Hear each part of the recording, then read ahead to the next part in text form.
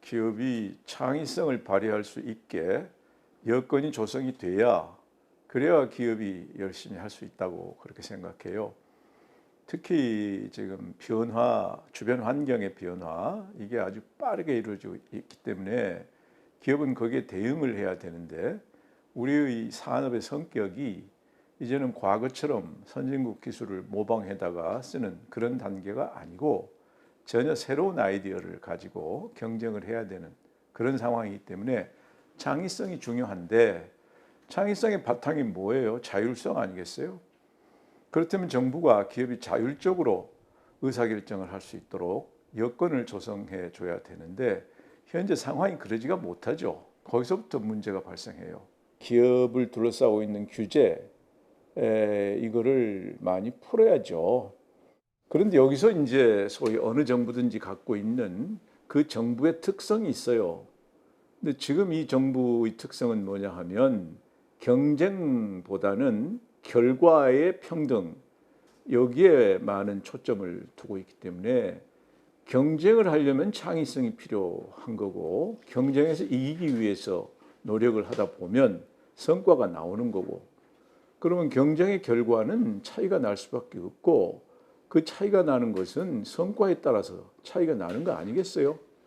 그런데 그 차이 자체를 줄여주기 위해서 그 차이를 평등하게 하기 위해서 여러 가지 노력을 하다 보니까 경쟁을 못하게 하는 그런 부작용이 나타나고 있고 그것이 현재의 기업 환경이기 때문에 기업들이 자율적으로 창의성을 발휘해서 일하기가 어렵고 그러니까 기업 입장에서는 인센티브가 없죠.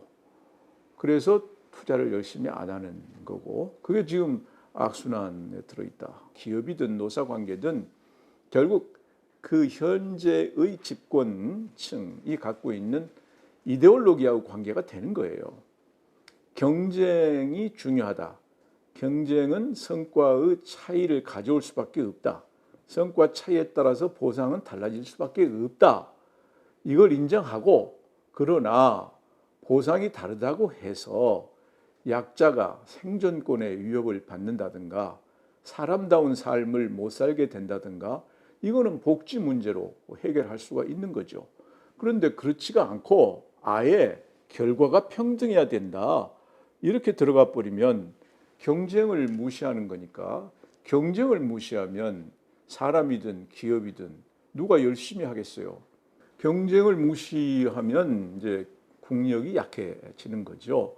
우리가 지금 인간의 물질 문명 이게 이 정도로 올라와 있는 것은 영국의 산업혁명으로부터 시작된 건데 능력 차이를 인정해주는 그 질서가 들어와서 된 거예요. 당시 영국은 능력 차이를 인정해주는 시민사회가 형성이 돼 있었고 프랑스가 당시에 더 강국이었어요. 근데 그 나라는 봉건 영주들이 시민사회를 억누르는 즉 자유를 인정해주지 않고 재능 차이를 인정해주지 않는 그런 분위기였어요. 그래서 재능이 있는 분들, 돈을 잘 움직일 수 있는 분들이 영국으로 모인 거죠. 영국이 산업혁명이 일어난 건데 바로 그 정신을 가지고 움직였기 때문에 지금처럼 물질적으로 풍부한 겁니다. 중국이 모택동 주석 시대에는 공산주의 여기에 집중하다 보니까 못 살았잖아요. 그러다가 등소평이 와가지고 흥묘, 백묘를 얘기하면서 일단 인민들이 잘 살아야 되겠다 해서 시장 경쟁을 도입한 거 아니에요. 지금 잘 살잖아요. 오늘날 세계에서 중국의 위치하고 과거 모택동 시절의 중국의 위치하고 같습니까? 지금이 훨씬 좋고 중국 인민들도 더 잘 산다. 이걸 보면 결과의 평등에 너무 큰 중점을 두게 되면 결국은 베네수엘라 또는 아르헨티나처럼 모든 국민이 함께 잘 못 사는 그런 결과가 올 수 있죠. 지금 현재의 움직임을 보면 결과의 평등에 상당히 많은 중점을 두는 그런 분위기가 소위 집권층에 있죠. 거대 정당으로서 이제 거의 절대적으로 뭐든지 다 할 수 있게 됐지 않습니까? 그런데 거기에서 나오는 지금까지의 법안들을 보면 기업들을 전부 억누르는 거고 물론 거기에 논리는 그거예요. 기업들이 너무 자기들의 힘을 과시해서 약자를 괴롭혔다. 기업은 국제 경쟁을 하는 거 아니에요. 다른 나라 기업하고 경쟁해야 되는데 다른 나라 기업들은 자유롭게 움직이는데 우리 기업들은 발목을 꽉 잡고 있으면 어떻게 이기겠어요? 기업이 지면 일자리도 없는 거고 우리가 나눠 먹을 수 있는 쌀도 점점 줄어들게 되는 거죠. 이게 오래 가면 그러니까 이제 이런 분위기가 뭐 한 10년 간다. 그렇게 되면 그럴 가능성이 충분히 있죠. 노동자들이 자기 능력으로 좋은 대접을 받을 수 있게 해줘야 되죠. 그게 정부가 할 일이에요, 본래. 재훈련, 재교육을 통해서 직무 능력을 올려줘야 돼요. 직무 능력을. 그거를 정부하고 기업이 힘을 합해가지고 그 역할을 해주면 직무 능력이 올라가면 생산성이 올라가니까 기업도 그분들한테 임금을 더 많이 줘도 돼요. 그럼 기업 경쟁력 자체가 올라가니까 그걸 통해서. 그래서 직무 훈련, 재훈련 또는 직무 전환 훈련 이런 거를 산업 현장에서 많이 해야 되는데 현재 그 예산이 거의 아주 적고 정부가 추경으로 내세운 것 중에서도 그런 목적의 예산은 5천억밖에 안 돼요. 다른 거는 몇 조 이렇게 나가는데 그거는 5천억밖에 안. 이건 본말이 전도가 됐다 볼 수가 있고 90년대에 미국의 자동차가 위기였어요. 80년대 일본 도요타 때문에 이 위기 때 재훈련 펀드를 사용자와 노조가 반반씩 내서 매칭을 해가지고 그걸 가지고 노동자의 직무 능력을 올리거나 또는 직업 전환을 할 때 도와주는 교육과 훈련을 하자 이런 펀드를 만들었고 그걸 바꿔주면 되죠. 기업이 자유롭게 움직일 수 있는 여건 이거를 만들어주고 정부가 할 일은 복지 정책 이런 쪽에 더 또 교육 또는 국민의 건강 또는 국민을 재난으로부터 보호해주는 그런 거에다가 정부는 열심히 일을 하고 기업이 활동하는 거는 기업의 자율성에 맡기는 그런 정부와 민간의 역할 분담 이게 필요하고 또 하나는 정부가 능력이 있어야 돼요.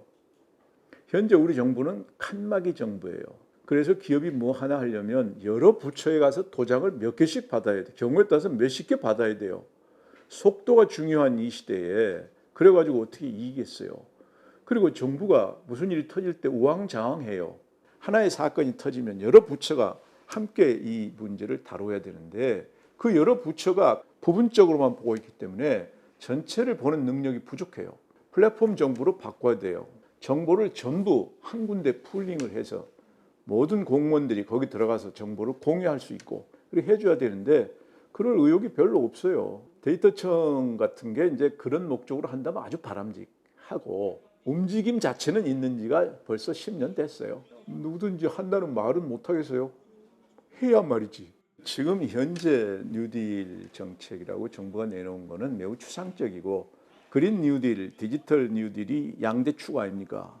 근데 이 둘 간의 갈등 구조 이거에 대해서 지금 고민이 없는 것 같아요. 그린 뉴딜의 핵심은 뭐예요? 결국 저탄소 경제로 가지는 거 아니에요. 근데 디지털 뉴딜이라는 게 뭐예요? 온라인 활동을 늘리자는 거 아니에요. 유튜브 30분은 자동차를 타고 6km 달린 거하고 똑같은 탄소가 나와요. 여기에다 돈을 뭐 5조인가 얼마를 지금 쓰겠다는 거죠. 그런데 그린 뉴딜은 그걸 낮추겠다는 거 아니에요. 근데 둘 간에 그러면 조화를 어떻게 시킬 거냐. 지금은 원론적인 수준이다. 그냥 앞으로 이런 방향으로 하겠다. 현재로서는 뭐라고 이제 구체적으로 이해하기 힘들고 두 번째는 뉴딜의 이 주체는 지금 현재 흐름으로 보면 정부가 될 가능성이 많아요. 그런데 정부가 되면 민간은 그대로 위축되는 겁니다. 그래서 미국의 프랑클린 루즈벨트 대통령도 뉴딜에는 실패했어요. 그러다가 39년에 2차 세계대전이 일어나서 이게 마치 성공한 것처럼 됐지 그게 안 일어났으면 뉴딜 실패예요. 거기다가 덧붙여서 한국전쟁까지 일어나가지고 이게 아주 성공한 것처럼 됐는데 37년부터 민간 투자가 현저히 마이너스로 들어갔어요.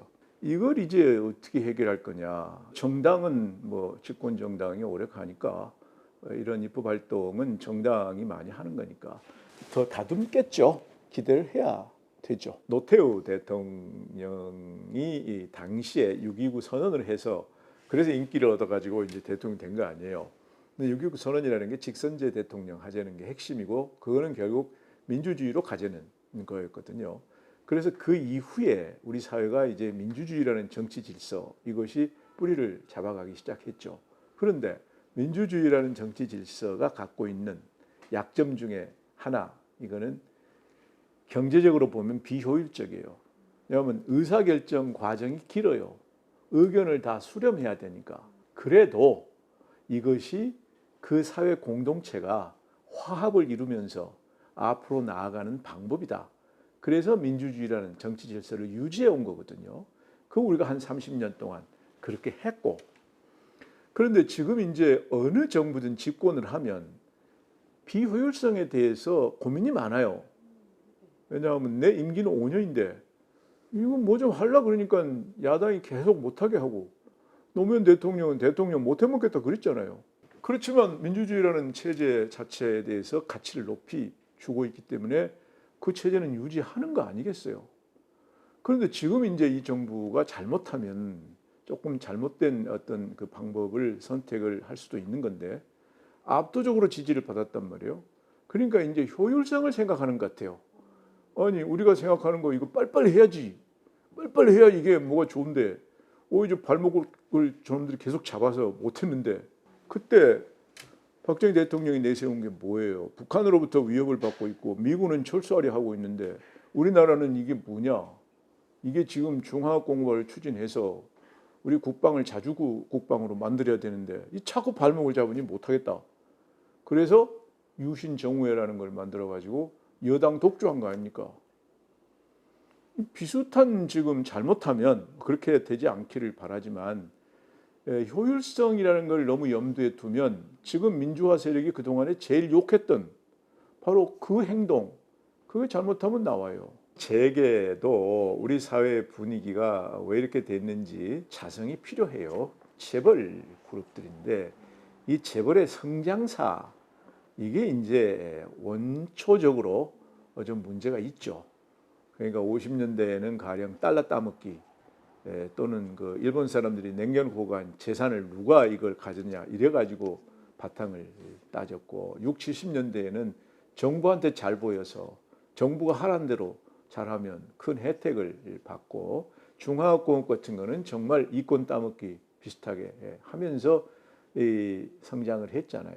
그래서 우리가 긍정적인 측면은 고도 성장이 가능했고, 근데 부정적 측면은 이 재벌의 부의 축적 과정에 대해서 도덕성 문제가 생긴 거죠. 재벌 그룹이라는 데에서는 이 사회의 시장 경제 체제가 우월하다, 시장 경제 체제를 유지하는 것이 우리 국민 모두를 위해서 좋다 하는 이데올로기를 보다 많은 사람들이 공유할 수 있도록 노력을 했어야 돼요. 왜 재계가 전교조하고 대화를 더 적극적으로 못합니까? 왜 재계가 보다 빨리 투명하게 못했어요?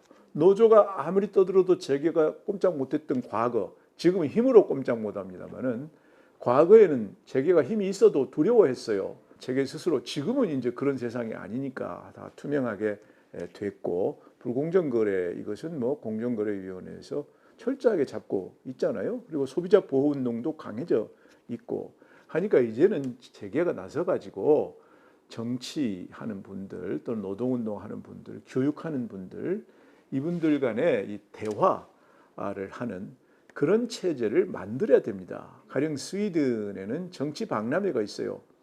거기는 사회 다른 생각을 가진 많은 사람들이 한 4일 정도 모여가지고 막 떠드는 거예요. 서로 의견 교환을 하는 거죠. 상대방 입장을 듣는 거죠. 미국 같으면은 아스펜 인스티튜트라는 데가 하나 예를 들자면 있어요. 거기서는 마찬가지로 생각을 달리하는 소수가 모여서 한 2박 3일 정도 떠듭니다. 생각을 교환하자는 거죠. 그런 노력을 왜 재계가 못해요?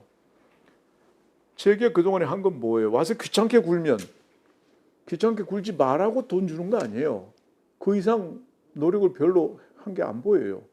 결과가 생존권을 위협할 정도가 되면 그거는 복지로 해야 되고, 그걸 가지고 세금을 많이 내라 그러면 우리가 세금 내겠다. 이런 분위기가 되도록 재계 스스로 노력을 해야 돼요.